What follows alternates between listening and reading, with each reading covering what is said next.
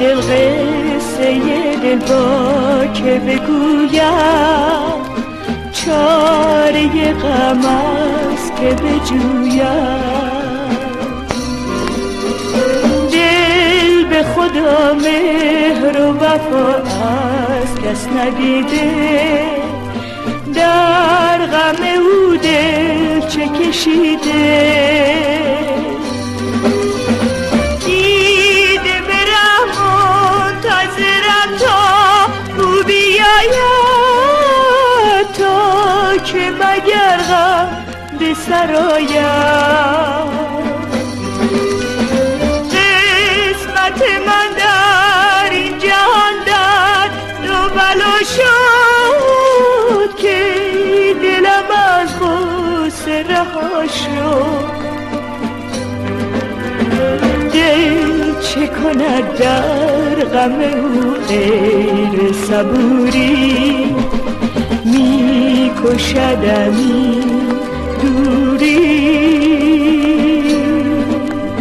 شکوه دل قصه دل با که بگویم، از که درمان بجویم.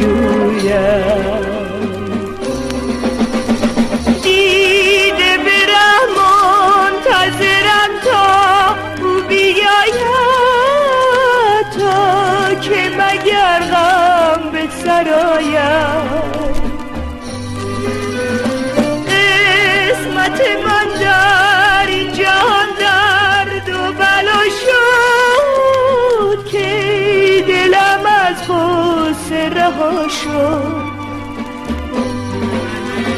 دل چه کند در غم او غیر صبوری، می کشدمی دوری. شکوه دل قصه دل با که بگویم، از که درمان